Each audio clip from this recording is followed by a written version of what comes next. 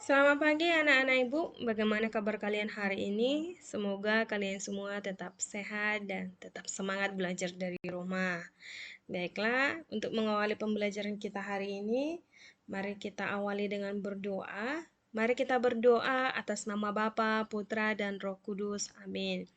Bapa kami yang ada di dalam surga, dimuliakanlah namamu, datanglah kerajaanmu, jadilah kehendakmu di atas bumi seperti di dalam surga. Berilah kami rezeki pada hari ini, dan ampunilah kesalahan kami seperti kami juga mengampuni orang yang bersalah kepada kami. Dan janganlah masukkan kami ke dalam pencobaan, tetapi bebaskanlah kami dari yang jahat. Amin. Atas nama Bapa, Putra, dan Roh Kudus. Amin.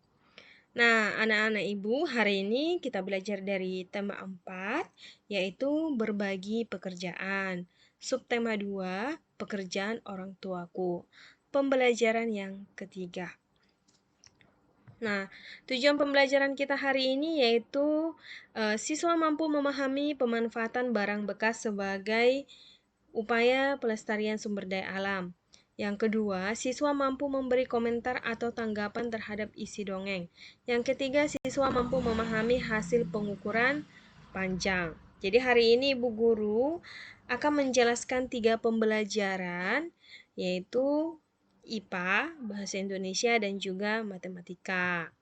Nah, yang pertama yaitu di sini Bu Guru akan menjelaskan tentang metode penanganan limbah lingkungan atau yang dikenal dengan prinsip 5R. Nah, yang pertama, reduce. Nah, reduce ini adalah mengurangi pemakaian barang yang bisa menimbulkan sampah. Contohnya itu adalah tisu. Nah, tisu ini biasanya kita gunakan untuk melap keringat. Ya, biasanya kita gunakan untuk melap keringat. Nah, tisu ini dapat kita ganti dengan menggunakan sapu tangan. Nah, jika kita menggunakan tisu, setelah kita selesai gunakan, maka akan kita buang, ya. Tidak bisa kita pakai lagi. Berbeda dengan sapu tangan. Nah, sapu tangan setelah kita gunakan, kita dapat mencucinya dengan bersih, kemudian dapat kita gunakan kembali. Jadi, tidak akan menimbulkan sampah yang banyak. Jadi mulai sekarang penggunaan tisunya dikurangi, kita ganti dengan penggunaan sapu tangan. Nah, yang kedua, reuse. Reuse sendiri berarti pemakaian kembali barang-barang yang sudah tidak digunakan. Ya, contohnya itu adalah keranjang. Ataupun yang kedua yang bisa kita gunakan itu adalah goodie bag. Nah, keranjang atau goodie bag ini biasanya akan kita bawa ke supermarket apabila kita sedang berbelanja. Nah, jadi lebih baik kita menggunakan keranjang ataupun goodie bag ketika kita berbelanja di swalayan. Karena jika kita menggunakan plastik, kita telah menimbun sampah. Jadi lebih baik kita menggunakan barang-barang yang dapat kita gunakan secara berulang-ulang atau berkali-kali. Jika kita pergi ke swalayan berbelanja sebulan sebanyak 2 kali, jika kita menggunakan plastik sebagai untuk membawa barang, maka kita telah membuat banyak sampah. Misalnya, sekali belanja kita menggunakan kantong plastik sebanyak 3. Jika dalam sebulan kita 2 kali berbelanja, maka kita sudah menimbun sampah sebanyak 6 kantong plastik. Nah, sedangkan jika kita menggunakan keranjang atau goodie bag, nah kita dapat menggunakannya kembali. Kita tidak menambah sampah. Nah, selanjutnya recycle. Nah, recycle ini adalah mengubah benda yang tidak berguna menjadi benda baru atau berguna. Contohnya di sini Ibu ambil yaitu kemasan dari Rinso. Nah, kemasan dari Rinso ini memiliki tekstur yang sangat kuat ya, yang tidak mudah rusak, berbeda dengan plastik lainnya. Nah, namun di sini dapat kita gunakan atau dapat kita olah menjadi barang yang berguna, seperti dapat kita ubah menjadi tempat pensil yang menjadi berguna bagi kita atau dapat kita gunakan dalam kegiatan kita sehari-hari. Selanjutnya adalah replace. Nah, replace ini adalah mengganti barang sekali pakai dengan barang yang dapat dipakai berkali-kali atau tahan lama. Tadi ini sudah Ibu jelaskan, yaitu dengan mengurangi penggunaan kantong plastik dengan menggunakan keranjang. Nah, keranjang ini tentu dapat kita gunakan berkali-kali tanpa kita menimbun banyaknya sampah. Selanjutnya adalah repair. Nah, repair ini adalah memperbaiki barang-barang yang rusak agar dapat digunakan kembali. Nah, repair ini juga dapat contohnya itu berupa sepatu ataupun baju ya. Nah, jika kita mempunyai adik ataupun saudara kita ataupun sepupu kita, nah baju kita itu jangan kita buang. Jika memang layak dipakai, maka kita bisa memberikan kepada orang lain.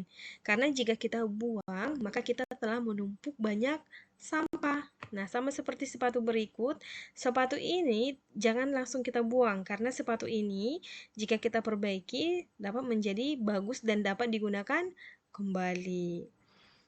Baiklah, selanjutnya Ibu lanjutkan dengan pembelajaran bahasa Indonesia. Nah, di sini Ibu Guru hanya akan menjelaskan tentang langkah-langkah mengomentari isi dongeng. Nah, langkah-langkah mengomentari isi dongeng yang pertama yaitu mendengarkan atau membaca dongeng dengan baik. Ya, yang pasti kita harus mendengarkan atau membaca dongeng dengan baik supaya kita bisa memberi komentar tentang isi dongeng. Jika kita tidak tahu isi dongeng, maka kita tidak tahu memberi komentar terhadap dongeng tersebut. Jadi hal pertama yang harus kita lakukan adalah membaca ataupun mendengarkan dongeng dengan baik. Nah, yang kedua, setelah kita mendengarkan atau membaca, kita selanjut dengan mencatat unsur penting yang ada di dalam dongeng, seperti tokohnya, siapa aja tokohnya, kemudian bagaimana sifat tokohnya, kemudian latarnya di mana, bagaimana latar suasana, latar tempat, ya, kemudian temanya tentang apa. Terus si penulis memberikan amanat apa kepada si pembaca. Kemudian peristiwa dan konflik yang ada dalam dongeng tersebut. Setelah itu, maka bisa kita sampaikan pendapat dengan kalimat yang efektif dan mudah dipahami orang lain. Ingat, kalimat efektif itu adalah kalimat yang mudah dipahami oleh orang lain atau yang mudah dimengerti oleh orang lain. Jadi, saat kita menyampaikan pendapat, kita tidak boleh bertele-tele, langsung dengan kalimat yang jelas dan mudah dipahami. Selanjutnya di sini Ibu Guru akan menjelaskan matematika. Nah, di sini Ibu Guru akan menjelaskan pengukuran panjang. Nah, pengukuran panjang itu dapat diukur menggunakan penggaris. Ini dikatakan sebagai penggaris. Kemudian meteran pita. Kemudian ini meteran roll kecil dan kemudian ini dikatakan sebagai meteran roll besar. Nah, cara mengukur panjang benda ya. Nah, pensil ini dapat kita ukur menggunakan penggaris. Nah, sekarang pensil ini kita letakkan penggaris yang dimulai dari angka 0 ini di ujung dari pensil ini. Kemudian kita luruskan penggaris sampai batas pensil ya. Nah, di sini pensilnya menuju ke angka 12. Jadi panjang pensil ini adalah 12 cm ya. Ingat dimulai dengan angka 0 ya, dari angka 0. Kemudian kita luruskan sepanjang benda yaitu sepanjang pensil, maka pensil ini menuju ke angka 12. Jadi pensil ini panjangnya sepanjang 12 cm. Itulah cara mengukur panjang benda. Selain pensil masih banyak yang dapat kita ukur seperti di kelas itu berupa meja. Meja itu dapat kita ukur menggunakan penggaris. Kemudian juga dapat kita ukur juga panjang dari buku, kemudian panjang dari papan tulis ya. Baiklah anak-anak Ibu, sampai di sini penjelasan dari Ibu Guru. Semoga apa yang Ibu Guru jelaskan dapat kalian pahami dan dapat kalian mengerti. Tetap semangat belajar dari rumah. Nah, kita akhiri pembelajaran kita ini, kita akhiri dengan berdoa juga. Mari kita berdoa atas nama Bapa, Putra, dan Roh Kudus. Amin. Salam Maria, penuh rahmat Tuhan sertamu, terpujilah engkau di antara wanita, dan terpujilah buah tubuhmu Yesus. Santa Maria, Bunda Allah, doakanlah kami yang berdosa ini, sekarang dan waktu kami mati. Amin. Atas nama Bapa, Putra, dan Roh Kudus. Amin.